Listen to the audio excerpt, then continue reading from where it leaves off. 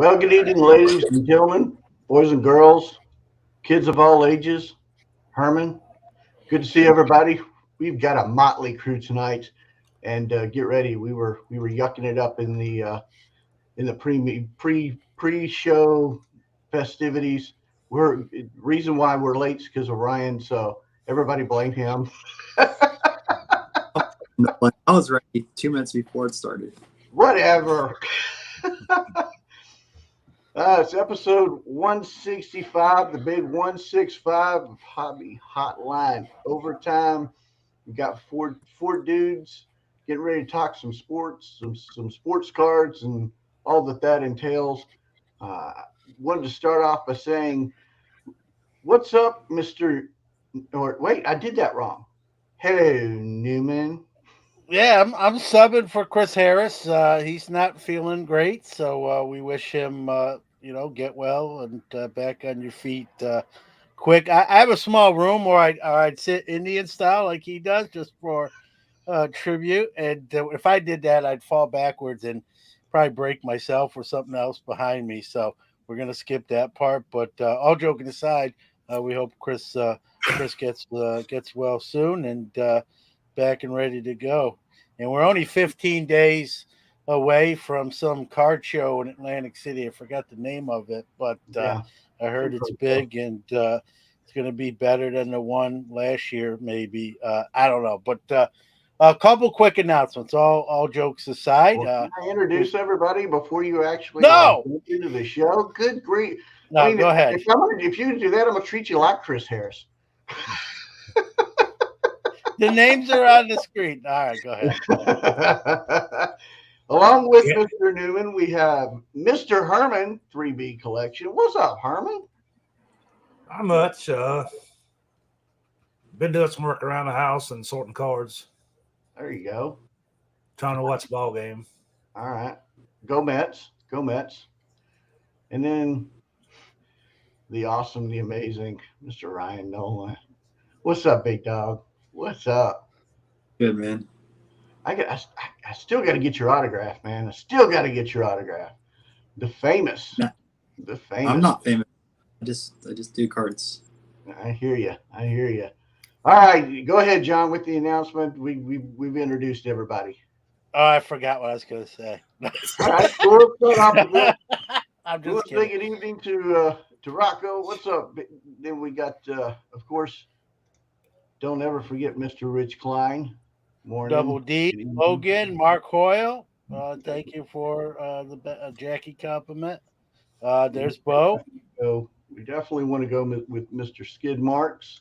There will be Skid Marks had, and we'll do some Mr. Mark Hoyle. And then let's see Logan, and of course The Nationals. That's right. Plural, because there's That's two right. of them. That's right, the Nationals. But Bo's dropping the John Nolan Drive. That's right. That's I right. could be. You don't know. I keep my cards close to the vest. I could be throwing a curveball when you're looking fastball, right? That's what I used to do in my playing days. But nope. The National, obviously in Atlantic City. We've already announced this on social media, but we haven't had a show since we got confirmed. Hobby Hotline's gonna be live on the Mike Burkus main stage on Friday. I believe it's the 27th, or no, the 29th. Friday the 29th on the Mike Burkus main stage, 10 a.m. Eastern time. Here, how about this, guys? For those that were on stage last year, we had 30 minutes, right? We had an hour this year. I don't know if we'll be able to fill it up, but we got a lot more We can fill hosts. up about So, 20 minutes of that hour, so I'm not worried about that. but you know what I'm worried about with all the we're gonna have a good representation there. A lot of folks are gonna be there. I don't know how much weight that stage can hold. I don't think they have enough. I also don't think they have enough chairs or microphones. So we might have to like share mics, share chairs. I don't know. It just show up to see the chaos. I mean, that in itself will be a show. I'm not sitting in anybody's lap. I don't care what Herman Well, says. if you have a table you're sitting behind, Brad could just stand up. Well, we might. I'm going to joke here, but it's not really. We might actually, depending on the mic situation, the chair situation, we might literally have to do two shifts of Hobby Hotline, 30-minute shifts if we have like 14 hosts. I know a lot of people are going to be on stage. Unfortunately, Herman's not going this year, but we'll see him next year. But Ryan will be there, Brad and myself. I know Mike Moynihan will be there. Dr. Beckett, Rich, um, help me out, Val, Logan, Victor. So we might get around that 13, 14 number. I'm thinking, and I know I'm forgetting someone. So I gotta talk to them and find out how much room is there, like a max weight. We might have to throw people off the boat or the plane to get Oh yeah. to the right Don't forget. weight. And I'm going to be probably the first candidate to go. So that's no fun, but But you better start going to getting be in the fun. huddle. A whole hour. I think we'll do some audience interaction.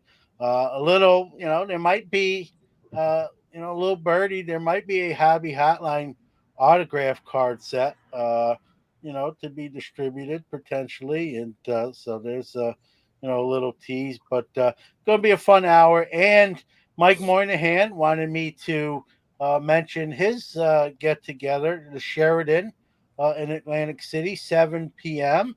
At the Bar Lounge. It's just a casual thing, hang out with some content creators and just hobbyists, and have a good time and talk hobby. Okay, for those of you, I've got to do this because I listen to the show on going to work, and so those of you who can't see the comment, Uncle Rich says no. Brad won't sit on a lap. He will be in a Logan's pouch. Kangaroo reference. Kangaroo reference. With safe at home sports cards. Yeah, yeah. Yep. So it's gonna be fun for those going. We're almost in the single digits now. We're it's 9 o'clock. We're basically two Mhm. weeks out, right? We're 14 days out, and it starts Wednesday. We're almost into to Wednesday, and I'm counting the days down and looking forward to it. I know a lot of people are, and we weren't sure we were going to get any stage time till recently, and then not only do we get some, we get to go on for an hour, and that so twice as long as last year. Double hobby hotline. So, Logan, did you speed out your Chick-fil-A sweet tea? Cheap plug, cheap plug, cheap So, plug. John, you got your list of what you're looking for this year already, or Well, I'm not going to spend a ton after there's a purchase over my shoulder here that took a chunk of that national money, and then I went to Dallas and bought a Jim Brown and Wayne Gretzky rookie when I really wasn't, and Joe Montana, and when I wasn't planning on it. So, but I've really shut off the buying since then, to the point my wife even said, "You're not getting any packages in the mail." Like I don't know if she was just trying to like rub it in or make me feel even worse. I'm like, yeah. So, so yeah, I have a list. I typically, like I've said on the show, I got a list of 6 cards. I'm not going to be able to get all 6. So if I could get two, two would be to me successful. And I'm talking, you know, graded Hall of Fame rookies. You pick up little or smaller type cards along the way and that sort of stuff. But two bigger cards, if you will, potentially 4-figure cards, and that would be successful. I don't see 3 in the crystal ball, just with cost wise and whatnot. And I've said this, guys, whenever I make this trip on my own, it comes out of the business. Yeah, it comes out of the business account, right?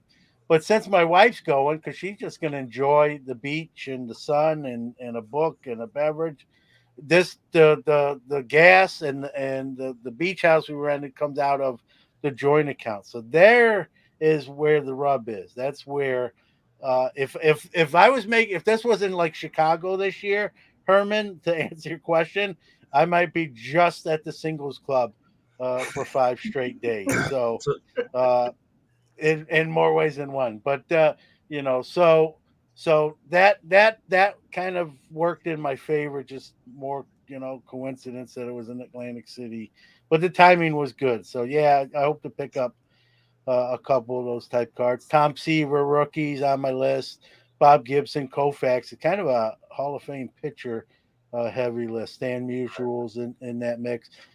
Something more modern. Connor McDavid's also on that short list. So we'll see. I'm not going to get all those. That'd be nice, but you know. so Brad, what I'm hearing is that next year we need to try to convince our wives to go to Chicago, Yeah, so we can pay for it out of the out of the house account. joint There you checking go. account. Hey, what we should do is actually we could get your wife, my wife, John's wife together, and they could we could get another hobby hotline house, and then that way we're all. I don't know. Kid might be down. Kid might be down for something like that because Chicago's a happening town. I'm just trying to figure out: do I book now or do I wait till after this year's national to make My Oh, sure? I could tell you, my wife Sharon will not go to Chicago. I don't get it. It's not. She's been there. She went there one time and she wasn't. She didn't like it. So uh, I asked her why. She didn't give a legitimate reason. So I don't know what it is. But so she won't be in on that. Yeah, my wife, she still can't believe I got on a plane, much less get on one herself yet. So I can't believe you got on a plane. Golly, and went to Wisconsin instead of coming to Dallas. I'm kind of jealous. it was a good time. So, Mr. Nolan, what are you looking to purchase at the National? What could dealers hype up the price whenever they see you coming by? I hope they don't hype up the price. Honestly, I'm gonna keep an open mind. Like I don't even have a list going into the national because like every time I go there, you'll see things that you didn't expect, and you're like, oh, I want this card, and then you'll find opportunities as well. Like I've wanted a Bobby Jones rookie card for a while, and I was able to find one at the national. It was like $400 or $500 under comps on it. I was like, okay, well I'm gonna pick up a Bobby Jones rookie card now. Like it wasn't top priority, but finding that there's some early boxing strip cards that I wanted of Hall of Famers that were 8.5s, like the second highest graded on those. And they were only a couple $100. Now, were they high in my priority list of cards that I want to get? No, but like when you find an 8.5 from early 1920s, you pick up Yeah, that card and go, that's what I want to purchase today. So I like, at least my advice is just go into the show, have like in the back of the mind stuff you want to look for, but honestly, you're going to get overwhelmed and just find other things that are deals and opportunities there. I know I'm bringing at least a decent amount to go there and flip some cards. That way I can get into some bigger cards later this year. So my like bigger goals is to find deals and opportunities, especially bring those into trade night, make more trades happen there. But you never know what you find. interesting. I I got agree you. with Ryan, Brad. Sometimes just going in and flying by the seat of your pants is the best way to go. You can have all the lists you want, right? If you can't find those cards at sort of the level you sort of priced them at, right? And Yeah, you look for other deals. Like he said, he got cards that he wanted, maybe not so much on the list, but they were just so well under comps. He got great deals. So you got to kind of go in, sort of. You can't just have tunnel vision if you have a list where you miss other opportunities. Yeah, and like focusing does help. Don't get me wrong, especially like if you're trying to build a set or trying to build out a run like all the Hall of Fame rookies. Like it makes sense to go after that. But for me, like I have so many different PCs. Just whatever catches my eyes, it will catch the eyes at the show. And it's just advice I'd tell other people to just go around, experience it. Don't be so focused on grabbing one specific card. And I know other people also say you can find every card at the National. That is not true. There's a lot of like European type cards that you will not find at the National. I don't really see many like Japanese baseball cards there as well. So like not everything is there, but you can find pretty much a lot of stuff. hmm. Okay, that's solid advice. Solid advice. Because there's one card that's kind of obscure for me, and it's that I'm really hoping that I find. If and it's not there, I can. It's not an absolute need, but I found a 2010 Russell Wilson Bowman Chrome Draft Prospect purple refractor. that I saw that kind of caught my eye. Purple because it's in team colors. He was drafted by the Colorado Rockies.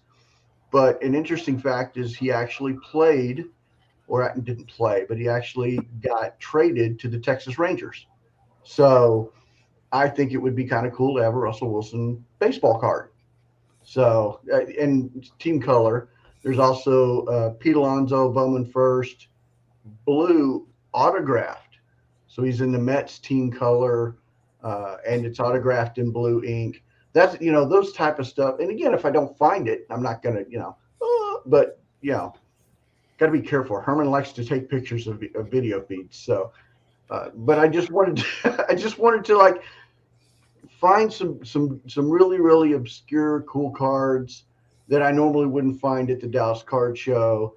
That not impossible to find on eBay, but that type of stuff is what I'm really looking for. Is something that of a player that I like, and just not the same normal stuff that you would see. So, and then there's some vintage cards that I'm kind of interested in, and going back into the 1930s, 1920s that I didn't think I would ever like. And found a couple at the Dallas Card Show and bought them. One was a Marilyn Monroe card, and the other one was a Roy Rogers card, and they were out of a vending set and just completely different.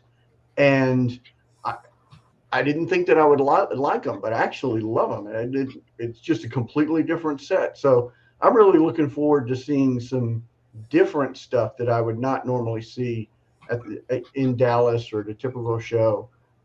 So and that's what I'm looking forward to, is that, and just meeting everybody, seeing everybody, and you know meeting everybody that I know, but I haven't gotten a chance to shake a paw with, and taking pictures with Brody, that he's 2 feet taller than I am. I can't wait for that. I'm I gonna get can't that wait. picture. It's not gonna be a secret. I'm gonna mark. That's gonna be in some of the promos we Yep. do, and Yep. that's Oh yeah. definitely. Oh I yeah. mean, I can't wait. that's gonna be a fun one for sure. So, There'll be me well, standing next to. listen, don't feel bad. Brody's taller than me now. When I first met him, like 4 years ago, obviously that wasn't the case at that point. But he's shooting up. He's I don't know what he's eating, but it's working because he's getting taller by the minute. So Yeah. So just having fun, just having fun. Mike's content creator. After that's going to be a blast. And some of the guys that I've never met before yeah, that I've watched. and real quick, Brad, just to clarify, that is a free. That's just at the bar at the Sheridan. That's Yeah. not like an admission thing. Whatever you want to drink, you pay for. Whatever you want to eat, you pay for. It's just everyone's getting. That's kind of like where everyone's going to meet up and hang out and have some fun and talk and that sort of thing. So, Well, I thought everything was on you. I thought it was on your tab. well, once I get that fake credit card comes in, it will be. So. Right? What are you looking forward to? What are you looking forward to most? Honestly, just the experience. I mean, there's so many different larger card shows that every single weekend, so it's kind of fatigue at that point. I mean, you see the same cards and dealers all the time, but national, there's some dealers that just set up for that show, which obviously that's fresh inventory, which is pretty cool. But feels like everyone in the community always goes to one place a year, and you can see all different friends or content creators all in one space. So having that opportunity, because there's Dallas all the time, not everyone's going to go to a Dallas card show. There's Chantilly. Not everyone's gonna go to the Chantilly. Like there's the Midwest Monster now that's happening. A lot of people went over there, but like not everyone's gonna be in one spot at one time. And I think that's what really draws the national compared to anything else. No matter what happens that weekend, there's like no competing card shows. Everyone goes to the national. Yeah, yeah. Doing some on the fly. Got to put the link in. I forget to do it every once in a while, so I got to remind myself to put the link in for people to call in, join in, and let us know what you're looking forward to. Yeah, Because we see Mike. Hello to Mike Steve Line. Great point here too. You know, if it's your first time going to the national, whatever I know I sound like I've said this ad nauseum, right? whatever other people are telling you it's like and what to expect until you really experience it for the first time yourself. It's gonna, it's gonna be beyond what you've sort of been told. It can be a little overwhelming, and so that's a good point by Mike here. That take it all in, take pictures with your friends. One of the things I'm doing on my social media is and leading up into this event is posting photos from last year's show. Hey, I'm looking forward to seeing these guys again and these folks again. And then I'll take photos this year. And we'll, God willing, we'll do that next year around this time. And that's kind of the hobby photo album, if you will. And while we all have that common theme that we're card collectors and have a passion and love for collecting cards, it's also the stories and the people behind those cards, and that's part of what this show is about as well. Like Ryan said, you're not going to have that many card collectors in one location for the same 5 days at the same time, and we can't lose sight of that fact as well. Yeah, yeah. Michael put up a question. I don't know. So I guess I don't know. Yeah, I So don't. I'm not sure. You should know. Well, I'm not from New Jersey, but I'm in New York is. So I don't know if New Jersey's taking a page out of New York's book on that. But so yeah, yeah. Now there was something that that there is a new set coming out, and again with baseball guys on here, and I'm trying to share. There we go. Let's see, share. It's been a minute since I've actually shared screen, so bear with me. I don't know why this is, but we've got this coming up here. You know, Finest is coming out. Mervin, have you seen what Finest looks like coming out? Have you looked at the promos yet? I wanted to get your opinion on what you thought about this set. I haven't even looked at it. To be honest with you, All right. Well, what do you? The one that look at this. What is your first impression of this cornerstone car? I mean, I, I'm kind of going. Bo says it is, so it's good. Yeah, but what do you think about this card? I, what's your first reaction? I don't know. It kind of has um, the black gold feel to it. Okay. Okay. And then there's this one. And there's a reason why I'm asking. There's a reason why. There's a reason one. So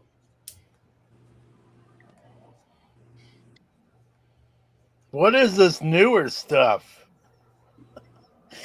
exactly, that's my point. That was exactly my point. This looks like it's a retread product that, I mean, this is supposed to be like this stuff, and we've seen this before. It's Well, like a listen, this is Top's MO, right? I mean, we can't act surprised here. This is sort of what they do. I mean, one of the things I said when the Fanatics deal was announced is like, are they going to bring some fresh new ideas to the table, right? So they got time. They haven't even really done anything that's contributed to the changeover yet. So uh, I like Finest. You know what I mean? Like I said, I don't open as much newer stuff as I once did in the past, but Finest is always nice. I always try to get from the Montgomery Club the Finest flashbacks when they offer that. I've done well. I've done well either when I've opened them or, truth be told, on resale. But that's the shiny stuff that a lot of people like. So it usually does fairly well.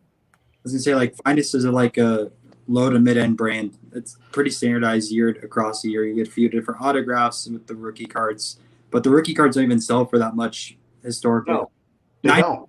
Versus today is completely different, but like most of the normal rookie cards of today sell less than $10 a person versus kind of like the Topps Chromes or anything like that. And if you're lucky, you'll get an autograph card actually signed by the person on the Yeah, card. So cross yeah. your fingers. Cross your fingers there. I know Herman's just sitting there autographing cards and sending it in. Yeah, that's the job. That's I don't know if there is a position open, but that's would probably be one of my dream hobby jobs is the guy that has to fake sign autograph cards. Well, I feel Because I would actually try to like actually mimic the autograph as close to like see if I could fool people. Like that really is signed by Acuna.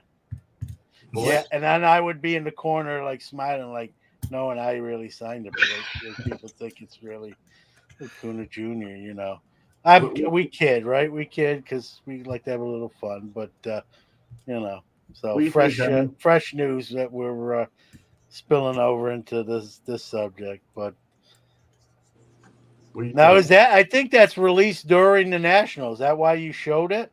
Yeah, I think, that was part of it. And then just from last year, those of you who know, those of you who don't, I worked, as an entrepreneur buying, selling, and trading cards last year. Finest was a product that I targeted that I thought really, really would be a good buy and would be something that would be profitable. And I lost my rear end on it. And I was really shocked because I liked last year's cards. And looking at it now from that lens and seeing the way it looks today, I'm kind of wondering, like, is it how popular really is Finest, and will it be I'm not going to use the F word, the flop, but I mean, what do you think, Herman? What do you think? Finest is isn't Finest one of those products that you're upside down on it as soon as you take the plastic off the box, Yep. unless you pull one of the major hits. Yeah, it was not a profitable endeavor, but I liked the cards. I've still got some sitting in the store, but I was very, very, I was very disappointed. I was very disappointed. well, Would you? you bring out a point, Brad. Is that I think the days where you could buy a wax product and just hit a home run every time you pick one up and resell. I think those days that window is closed. I'm not saying you can't still buy a product, and if you're a reseller, do well. I just bought one of those in the Montgomery Club with the Star Wars Sapphire, but Mhm. we were at a time period we all know what we're talking about, where no matter what you bought, as long as you were able to get it, you were gonna make money on if that's the route you chose to go. I think those days are now over. You can either lose or break even, or you get some products that and a lot of it's timing too. Mhm. So you know. Well, as a breaker, Ryan, what's your viewpoint on that? On that, I mean, I don't know. I'm like, because I really, as a collector, I like the rookie cards. I like the on card autographs if they're real. But I mean, as a dealer, I'm a no. What about a breaker? And there's just not a lot of resale right now with newer Finest. The Finest that you want to get if you're buying into any type of Finest is the early 90s stuff, like the first year refractors. The hobby loves that, but right now, no one loves Finest. Everyone goes after Chrome or Chrome Sapphire as their like most desired products. I know Chrome Platinum Anniversary came out for 21, but that's not going to be a standard release every single year. That's why Larry just opened tonight, and that was a fun rip. The boxes are like $100. I pulled a Ricky Henderson autograph out of them. And then some of those refractors, like the number to 70 Platinum Anniversary, some of those are going for a decent amount of money. Or if you get the Mickey Mantle super short print in those, it's like $1,000 card. So like something like that at $100 or $115, there's an opportunity to make a little bit of money if you open it up. But like at the end of the day, it's a cheaper product for a reason. You're not spending the money on like a definitive or luminaries where like you're trying to get some really nice one of one on card autographs of a patch. Like the best cards you're going to get out of Finest or like a super fractor of a rookie, which if you get one of the top rookies will go for a few $1,000s, or some of the on card autographs, which if you get a rookie that's good, it's between like $58 and $100. And Ryan just answered Ziggy's question about, you know, about a true hobby RPA, a rookie patch auto. They're putting it in like Ryan said, luminaries, definitive, dynasty has those type of cards in them. So there really isn't yet with baseball. The market's all over the place on what like a true RPA is. That's funny because like there is National Treasure and Flawless, but because of no logos, there's a lot of baseball collectors that don't want to touch it at all, and it's really affordable. I think that'll change over long term. However, like right now at the present time of the hobby, some people will turn a blind eye. So there's that side of things. But like if you look at like what the true RPA is of baseball, there isn't. There's just so many different high end brands out there that it's kind of like a mixture of everything. You don't see those 6-figure sales, and I think that's the reason why you have like 4 or 5 brands that compete for that RPA title. Well, I'm gonna. So this is kind of I say dilemma for me because I want to collect Bryce Harper, and I've been looking for Bryce Harper RPA or something that has, and the closest that I can come Triple threats. Triple threats. Yeah, that triple threat card looks amazing. It is sweet. I wish you told me. I literally just sold mine. Oh no! I think that's a sweet card. It is. I mean, it's under $400 right now. So I had one number 75, and it's a $400 card before his injury. So that's where it's about still. His market hasn't gone down a lot. But like that's the thing about baseball. Like every different market has their own clientele. A lot of people go to the NFL sides and chase the RPAs of the quarterbacks because that's their way to gamble on the season. Instead of putting down a $50,000 bet or $100,000 bet on a specific QB to win, or not QB, but a certain team to win, they hedge their bet and put it on an RPA and look at it from that perspective. They do the same exact thing in basketball. People don't understand like why these cards go for so much money. It's because very rich people don't want to waste $100,000 on a bet. Instead, they'll put on the RPA. If the guy doesn't win, they can sell it down next year. Let's say it's 50% or 75% of the cost and get out of their bet rather than losing it all. And that's why some of the modern stuff goes so for crazy amounts of money and people like question it. It's a way just to gamble. I didn't even think about that. I did not even think about what a great point. Well, that's all it is right now. It's like a lot of rich businessmen decide to put a lot of money into some RPAs or one-of-ones just to hedge their bets year after year. And basketball and football have crazy amount of money going towards it. This is a good playbook. Makes some. Yeah, that's football. There are RPAs in baseball. They just doesn't have the clout. Like Ryan said, it's diluted. I'm not. It's locked up in the case. I have a beautiful Trey Turner RPA from Flawless in the case, but it's not a crazy expensive card because, like Ryan said, you got the no logo and it's a Panini product. So I'd like a counter argument with the RPAs of baseball. So instead of the RPA, people chase the first Bowmans, and if you look at the golds, the reds, and the superfractor, because people chase after the first official card of a player. Not always the first official. There's sometimes like Panini or some other brands will create a year beforehand, but most of the time the first Bowman card. If you look at the prices of like the reds, golds, orange, they're pretty equivalent across the board of what some of those basketball RPAs go for, or the football RPAs. I mean, if you look at like what a Tatis or Vlad Guerrero super low numbered goes for. Well, I just picked this up. It's not an RPA, but that's gorgeous. That is, it commemorates Beltre's 400th home run or 400th in. Hey man, it is a beautiful card, Brad, but it's not an RPA. Sam McDonald in accounting signed that for Topps. That's true. Sam in accounting did that. That's right. But that's the type of stuff that I'm like, oh my gosh, that's just. It's cheap. Like I picked up a Rod Carew like that for. I'll show you. I picked this up for $20, but because people just chase after your standard rookies. Yeah, the museum and triple threads makes them good. $20. See, that's gorgeous. $20. Like there's opportunities out there for a long term, but the thing is like. People don't care about that right now. Like if you're looking at like really expensive cards, people are spending that type of money or looking at it as a gamble, as a bet, something that they could hedge.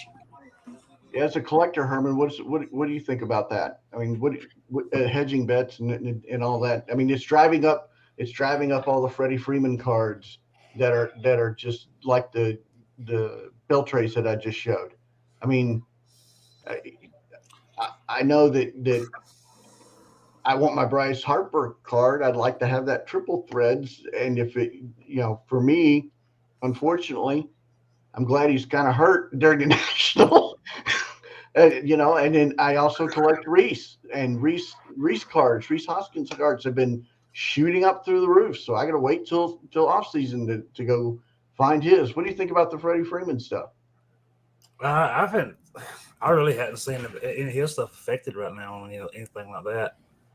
I mean, his prices, even with switching teams and all the being in the national media for 2 solid weeks after they came back to Atlanta. I mean, nothing price wise has really changed. So Yeah, You can get stuff super cheap. At a card show this weekend, someone was selling a Freeman. I believe it was Finest. They used to do RPAs. I don't know if they still do it anymore. I know like all the way up through 13 they had RPAs, but back in 20, an RPA of Freddie Freeman on card autograph you could buy for $100. So put it in perspective. that's you talk about the 2011 Finest. Yeah, 2011 Finest. You could get the dual jersey autograph that was on card $100. So like it's even the gold. I saw one of those a couple weeks ago, and I want to say they were in the 600 range. Yeah, they're not super. They're numbered to 69. So, but if you look at his first Bowman prices, however, remember there's like a first Bowman X Fractor that a dealer was showing me, and I don't remember if those were numbered at 250 or 125 for his year. I think it was I can't remember the exact year or what it was, maybe 2008 or so. But that card is like $1,500 just for a standard one without an autograph. So like it goes back to the equivalent of what is like a true RPA in the baseball side of things. It's towards the first Bowmans. It's not towards those later brands. Those still have desire, don't get me wrong. And if you get like a logo on there, like the logos or really nice patches, they're going to go for more money, but they don't match to the football side of things or the basketball side. You have to go to the first Bowman. Right. All right. So let's switch to football. I mean, let's talk about football because Prism just came out. If you're thinking about patch autos, and great point made. No longer are cards game worn. No longer the only one that I can find that are truly game worn anymore and game specific are leather and laces that are truly on the back of the card. It actually says the date of the game that it was worn, and it's a particular moment that it was worn. There are others though, Brad. I mean, there are others. Topps Definitive. Used to do it. There are other brands. Is it done enough? No. No. Is Fanatics going to do it in the future? I hope so. I hope not just Fanatics. I hope if Panini survives, if Upper Deck, I'd love to see a hologram that you scan like Definitive, and it takes you to that box score or that game where that patch or jersey piece came from. I think it's great and interactive and all that fun even stuff. Even a link to like a video of the game. Yeah. Make the argument also a lot of the different Hall of Fame or like retired players. A lot of them, if you look on the back, will say that they're your game used versus the modern guys, which is kind of funny because all the modern guys have so many jerseys available with a lot less quantities of the retired Hall of Famers. So we're kind of in that predicament where it's like the modern guys, we don't use game used, but someone who's retired, sure, we'll use the game used material. Don't fully understand that, but I'm not running those companies. Yeah. Well, it's what was it? I proposed a couple of episodes back of going back and grabbing old jerseys and making swatches. Look at her. Yeah, people just thrashed me for doing it. But if you got like an old Jackie jersey or an old Shoeless Joe, there's still you look at it compared to what the full ones go for. They're like you can buy a Jackie Robinson jersey card right now, $40 to $80, depending on what the serial number is, the size of the patch, and not patch, just normal jersey. and the brand. Patches are a lot more expensive. Like any type of Jackie patch will go for a ton of money. Bat relics are still cheap as well. I mean, $50 to $75 in most cases for a Jackie.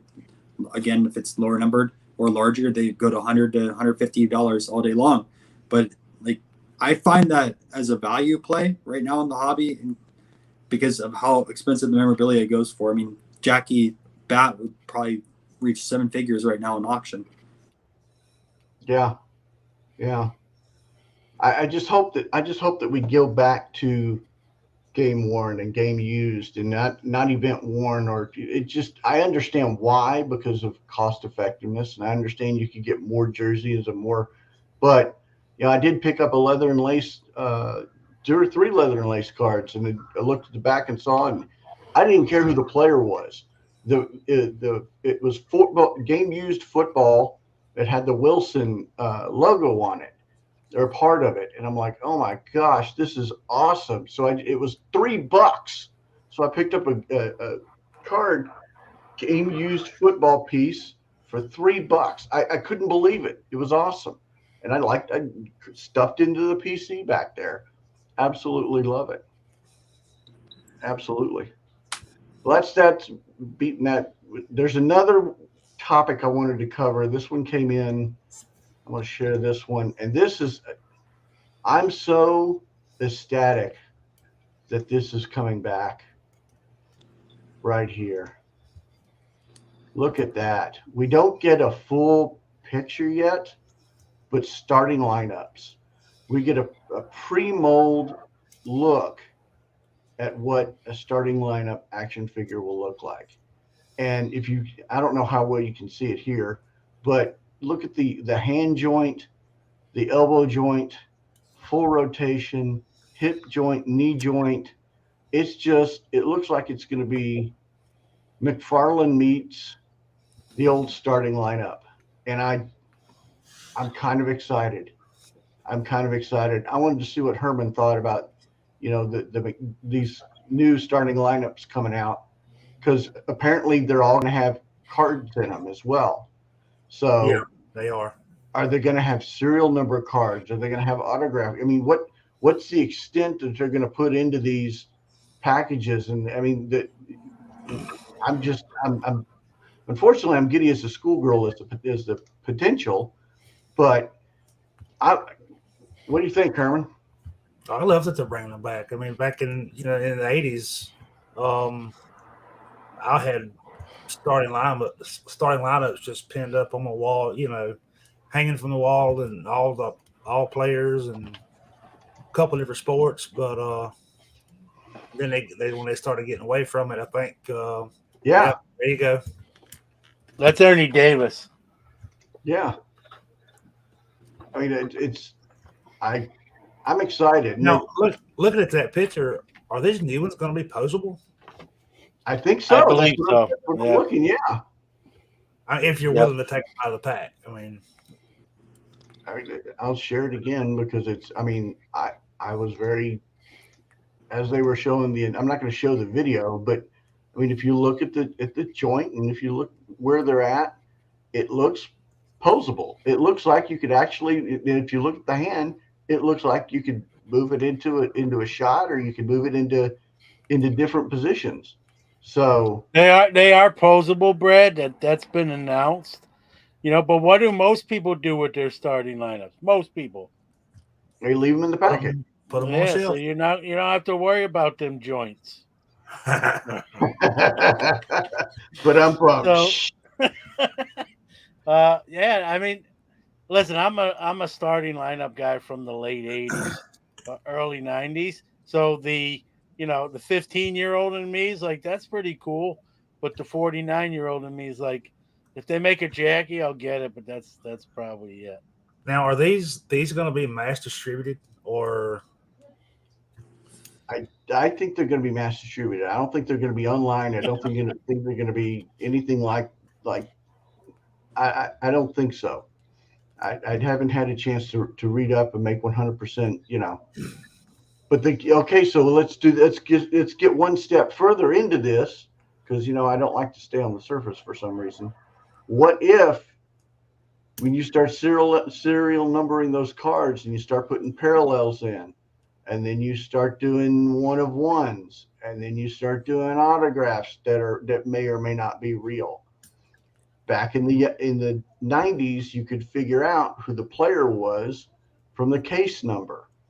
You know, then there's that entire problem. What do y'all think? And I'm gonna pose this out there, and I'm actually gonna go on mute because I want to hear y'all's opinion.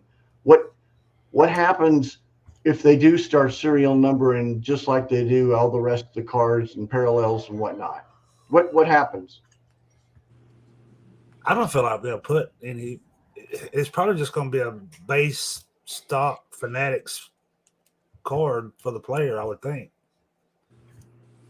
I don't think it would be adding parallels and autographs to.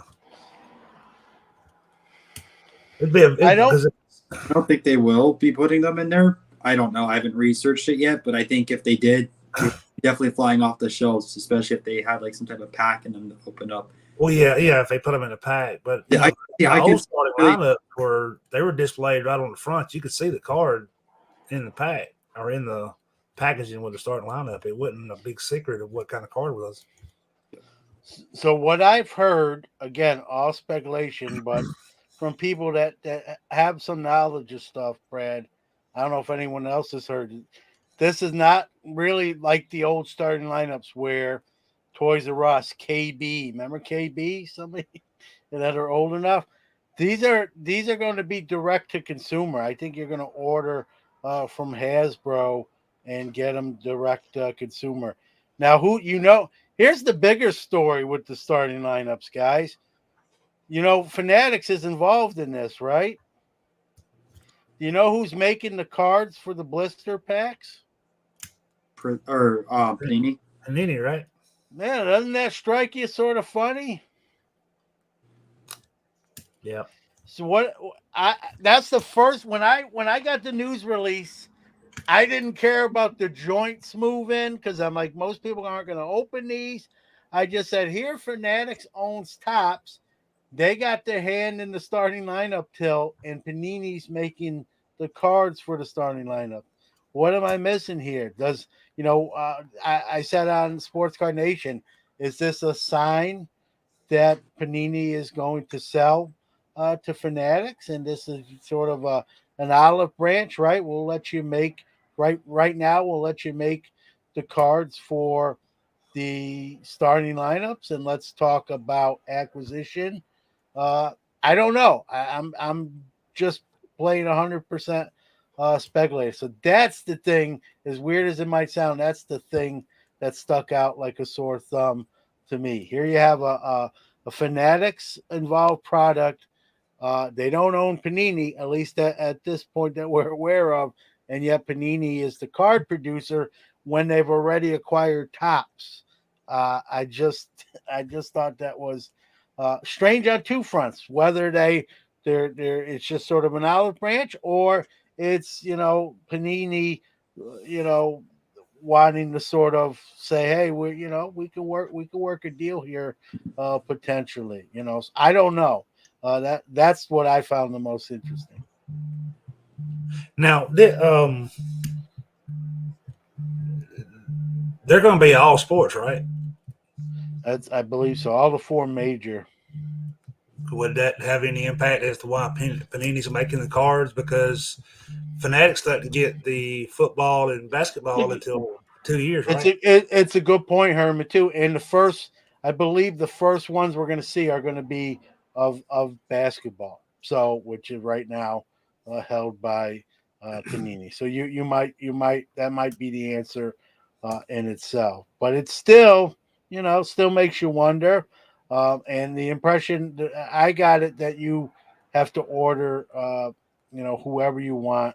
I don't know if they're going to be mass produced. I don't know if they're going to be limited. I don't know if they're going to limit certain ones and mass produce others, like they used to do in the late 80s and 90s where there was a short print. But we'll see. Mm-hmm. Someone need to answer a phone. I mean, that would have been fun. It's not mine. Mine, It was mine's mine. It on was sale. mine. It was mine. What else is going on? That's what I had. Those were two topics that I thought were interesting. Was Fanatics or not? Yeah, the Fanatics SLU starting lineups, and then you had the finest coming out. I mean, I like Topps announced Cosmic that's coming out as well, which I think they just took some white spray paint and sprayed it on last year's finest cards. But what else is going on? The Nationals coming up. Well, that's true. That's true. It's the National. We've come full circle. Well, I will say this. I will say, while we're on, I'll say good morning to the sports card shop at oh wait, it's at night. Never mind. So can't do that. I want to ask Ryan. He's doing breaks. He's traveling the country, doing show tours. Like, where's he getting the energy, man? I've asked him this before. Like, whatever he's eating, I gotta like just follow the regimen. He wrote a book about spotting fakes. What he needs, his next book needs to be on like how to build stamina and tour the country and have all the energy he has. That's the book I want to read too. Before all the YouTube stuff, I used to run ultra marathons, so I need to get back into that shape. But I ran 100K. I ran a 50 miler in the Everglades. Ran a few other 50Ks and marathons as well. So I'm gonna get back into that shape and we'll do some like charity things eventually in the future with like breaking and running. I got to figure out how that'll work. It'll be kind of cool, but ways to go. I'm like 40 pounds heavier now than I was when I was ultra shape, so I got to lose that. I have no idea what you're talking about there, Ryan, about being 40 pounds heavier than like high school or whatever. But when you say Everglades like marathon, this will show you how my mind works. I literally see people running through the swamps and like alligators nipping at heels, and so you run like your best times are in the Everglades because you don't want to get eaten by alligators. Well, no, it was in the Everglades, like the swamps and everything like that. There were gators in some of the different lakes and stuff like that next to the trail. There's like 5 different climates that you could run through as well. It was really cool, except it was like 100 degrees then, and there's no shade for lots of parts of it. But that was back when I was in running shape. Yeah, there you go. Ryan needs a book in all the places. Yeah, a foodie book. Like, hey, when you're in this town, eat here. I agree, Canton. Yeah. You got a bunch of books you got to start writing. Oh. You got to cut good down. grief, Ryan. You got to cut down the travel and start writing these books. There's so much time. There's so little time to do everything I want, man. I wish I have a full-time job and I do this on the side. So I'm half joking, but I'm half. I mean, I don't know how you do it, man. Honestly, I don't care how old you are. Forget age. The food review would be that would be better on a YouTube channel. Yeah, I'd be another one. I eventually want to have other YouTube channels besides cards. Like if I'm traveling so much, I want to have a travel channel. I'll have a running channel and a few other things as well. It's like if I'm going to a show, might as well create content for all that. But the problem is work. Obviously, you can't get off every Friday and stuff like that. Only so much time at a card show as well, and like time editing all those type of videos and building up those audiences. Just don't have those resources right now. Maybe in the future though. You could be the card version of Anthony Bourdain. Just have a different outcome. There you go. There you go. Let's see. What else can we talk about? Let's see. Well, real quick, while you the smoke's coming out your ears and the gears are turning, Loop is doing a voting for best different things, and something near and dear my best charity, the hobby. We need to rally together and get signatures for soldiers. That title they've been doing some great stuff for 4 or 5 years now. Tim and his staff now, Eric, joining forces, and they have a board, and they're doing big things. So when you're talking hobby charity, no charity's bad, but I think I'd love to see them win that on the first time, and so go to the app or to Loop and signature for soldiers. So I liked him a lot. So there's my shameless plug, but it's for a great organization, obviously. Yeah, I did. I did have. This was in my back pocket. $18 grading at the National. Ryan, you take anything to grade at the National? Yeah, I am. I'll show you one of the cards which I'm gonna bring to grade. So $18. So, but they're not being. It's either as a drop off option at the National. Uh, any collectors club wishing now to submit PSAs, now you got to go online and do it. And then this just came across today, I think, which is the only thing better at PSA Mail Day is same day. So you can actually get same day grading, 250 for members and 400 for non-members. In the show must be submitted and received by Saturday noon. So if you're in line and noon comes around, then you might as well, just go ahead and pay the $18 and no online submission, drop off. Uh, it just This is actually nice to try to do same day, but it looks like if you want to get same day, you sure as heck got to get in early and get your cards in early. Yeah, But Wednesday for sure. yeah, so what you got, Ryan? So I just picked these up this weekend. This is my new card show vlog. I'll show them closer next time. So this is Josh Gibson's second card. It's from Marine. Oh, And then I also have the cool Papa Bell. There's a few other Negro Leaguers too, which I'll probably end up grading. But I mean, at $18, you can't go wrong with it. I mean, I wouldn't spend $30, $50 to get it graded, but 18, like, okay, cool, I'll get them slabbed. I'll throw my PC. I'll eventually upgrade them to higher grades. But I picked up 20 Hall of Famers from the 74 and 78 set. I also still have some other pre-war cards, which I'll probably just end up getting slabbed. I was thinking either SGC or PSA for them. I really didn't decide, but $18, whatever. I'll get them back next year. yeah. Go ahead, John. Well, I was going to say, with this announcement, Logan Ward has become everybody's best friend instantly. So at this point, this would be a good time to put up his number Yes. on the screen for Logan. Yes. We know 100% that he definitely goes for skid marks. So I got a skid marks reference in there. Logan's number, for those wondering for real, is 1-800-FREE-PSA. 1-800 free PSA. So that Yeah. ask for Logan. And this is a good point with SGC actually gaining traction. $18 that might throw them back into first unless it takes 18 months. I'm an SGC guy. Go ahead, Ryan. But go ahead. I'm gonna say, like, the higher price points on slabs right now really affects the hobby in a lot of different ways, which people don't realize because of how the money trickles down. Let's say you buy a $40 card.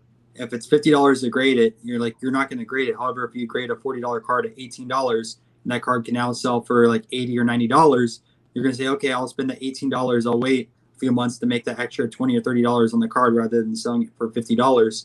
So a lot more people will start sending in subs from that. But also that money now goes down through the card shows because now someone's making another $20 or $30 on a card. They're going to spend more monies on other cards at the card show, whether to grade it for their own PC or to move that next card. So cheaper subs really helps out like the hobby because money will continue to flow both to the grading companies and also to the individuals and the different dealers. I know the grading companies don't make as much per card, but people are going to submit a lot more at those lower price points because there's a lot more cards that are under $50 than there is above $50. Yeah, makes a great point here. Well, this will continue for the simple reason you got to keep the people you hired well occupied. If you keep slowing it down at 50, 75, 30, $40 range, you got to have some sort of influx and inflow of cards. I mean, what value of a card are you going to have to send in at $50 grading to make money off of it? Like if you buy a $100 card, you pay $50 grading, which you still have shipping there. You have shipping back as well. So now you're looking at it really like, let's say $10, which probably a bit more, but let's say you're into that for $160. Are you going to sell that card for $175 and only make $15 for $160 investment? No, you're not going to. So someone's gonna have to at least sell that for 200 to 250 at the very low side of things. Again, how many cards fit in that criteria? Well, this is a great argument. We all know that the raw market has had a huge uplift in the past month. I mean, even at the smaller shows, I've seen guys that take usually the same cards that will sell the slabbed cards for the $100, $200, $300, and they sit, and everybody goes digging through the raw boxes, and everybody starts buying raw. I thought that trend would continue, and now that you see the $18, does that turn the worm? Unless it takes a year a year to get those cards back. Do we still have a year? They said it's going to take 5 to 6 months at least. Yep. So, and that's assuming that everything runs on time and get overflowed. And we're go ahead, Herman. These are declared value of under or what, $100 or less? $199. Yeah. 200. Okay, yeah. But like the best type of cards to put at those are the ones where like the 9s are under that $200 threshold and then 10s are above. So that way, like if you hit a 9 at $150, great. If you hit a 10, you get upcharged to that $30 threshold, whatever at the end of the day. Yeah. So send 8s or 9s. Don't send 10s because you're going to get that uplift. Go ahead, John. Well, we're assuming that this is a national special, the $18 with the Collectors Club caveat. We're gonna see. What I want to see is once the show's over, do they stay at that or do they go to $30 again? You know what I mean? That'll be the more interesting question. And I forgot who made the comment, but I think it was Canton because he said he's an SGC guy, which I love SGC. If PSA does stay at that $18 level, right?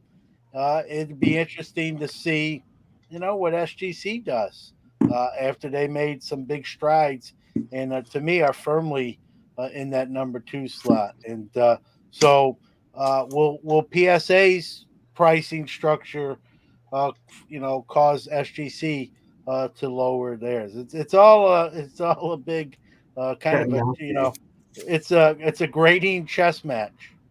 Yeah. So.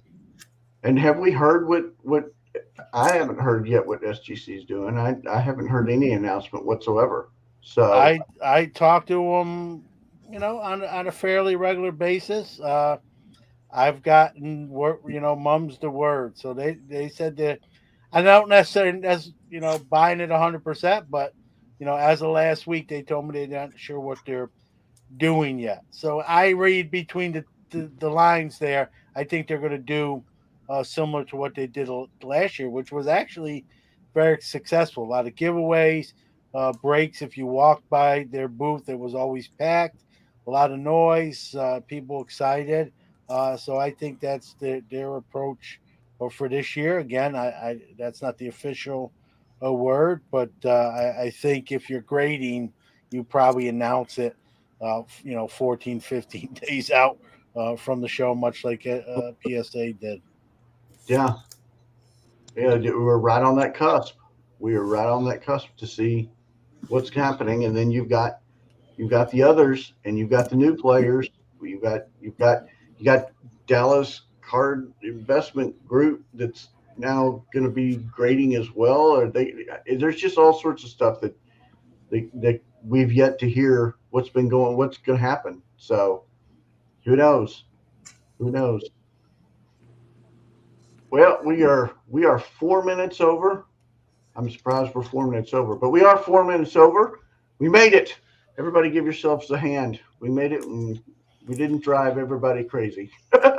Well, I wouldn't go that far, but Herman, let's give you some time to say what you need to say, and I'll let everybody else get that before I shoot us out of here. Just thanks for having me on. Thanks for everybody for watching. Give me a follow on Twitter, the 3 Big Collections, and look forward to doing this again.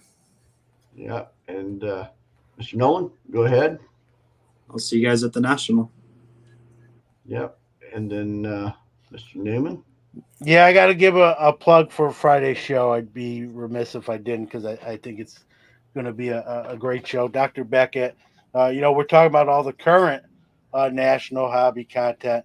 I picked his brain and we went back in time and talked about some of the early nationals that most people don't remember and don't know about. And, Dr. Beckett's been to every one and he shared some personal stories and some great stuff from nationals gone by. So if you're tired, if you're sort of tired of the Atlantic City talk, and you want to jump into DeLorean and learn about some of the early ones to how we kind of got to where we are now, uh, check that show out. It was a lot of fun, and I appreciate all my guests. But this, after we were done recording, I said this is probably gonna be one of my favorite episodes. So Well, on that note, I'll just say support your local hobby shop, support your local card shows, be kind to everybody. We greatly appreciate you tolerating us this evening and spending time with us. This Saturday, you got a twofer. This Saturday is going to be Mr. Newman and then Keen PSA NASCAR himself, Logan, and then Mr. Corey. So there's another quad coming up, and man, y'all just have a fantastic night. And I'll end it with this. You know, I gotta do, I gotta do what Chris does. Keep on rocking in the free world. and I'm going to say, stay classy, y'all.